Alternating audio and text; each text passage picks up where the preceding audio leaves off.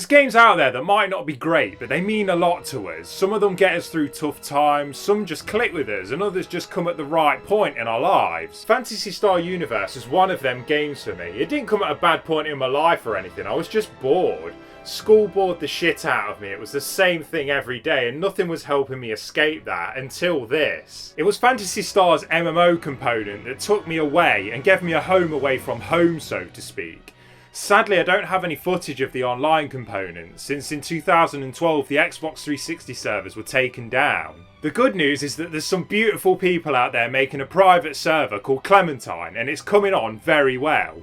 And after some of the crap games I've reviewed recently, I wanted to make something positive. So here's me wanking off Phantasy Star Universe for a few minutes. Lots of games try to make massive epic moments for us to experience, but they often forget that the best moments we have in games are the ones we make ourselves. And that's why this is an important game to me. The people and friends I met in this game's awesome community I still speak to this day, which to some might seem baffling. Imagine trying to make a friend in Call of Duty. When I said it felt like a home away from home, it really did. You made a character from 4 different races and chose a class which you could change when you wanted. You had your own room which you could decorate freely. You could also visit other players' rooms, blare metal music down the microphone and make your character dance like I did, only to be quickly kicked out.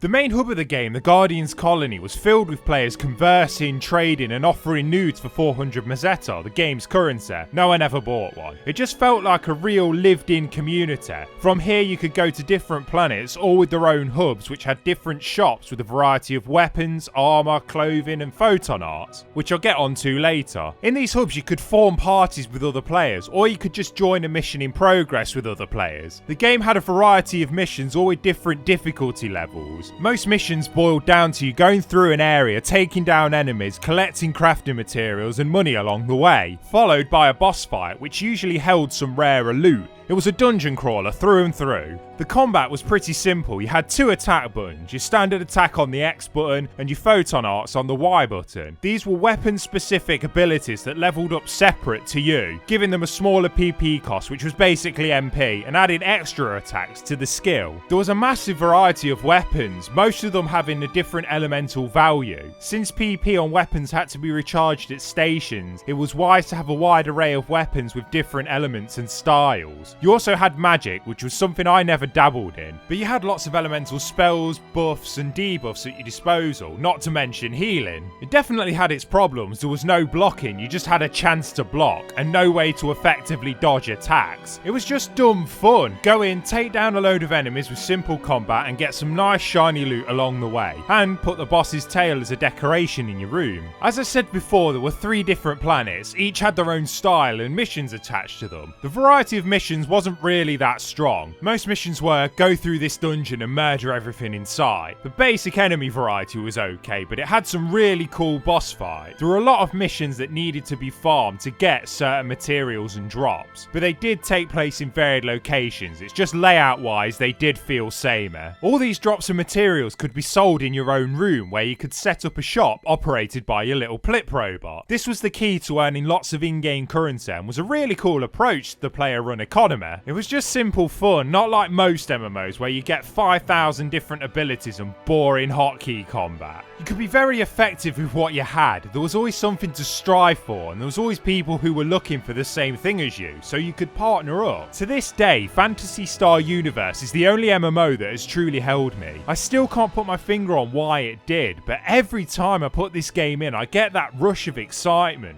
It clearly meant a lot to people, including me. Here's a video from the final minutes of Phantasy Star Universe. You can see the impact it had on all these players, all the time they put in, memories they created and experiences they shared, and with one flick of the switch all of that was gone. It's almost haunting in a way. I can see why people don't like it, believe me, I can. The combat is simple and repetitive, the areas suffer the same problem. Graphically it looks like an upscaled PS2 game, which is exactly what it was. Objectively, the game is a bit crap. Seriously, the reason this video took longer than usual is because I was trying to write up why I think Phantasy Star is great, and I can't. I just love it, simple as that, and I don't know why, and that's perfectly okay. Until Clementine is finished, you can play the game's story mode, which is basically a 20-hour tutorial for the online mode. It's very average, and some features were reserved for the online only mode. There was also extra mode, where you created a character and did missions, which gives you more of an idea what it was like, but you have to make do with AI companions, and you might as well not bother with them. To unlock everything in extra mode though, you have to finish the boring story mode. But in all honesty, if you're interested, get Phantasy Star Portable 2. It's got way more content, you can dodge and block, and you can still play with friends via ad hoc, but I'm pretty sure the online servers are now gone. Here's hoping Clementine gets finished with all the features built in, and the game gets the amazing community it once had.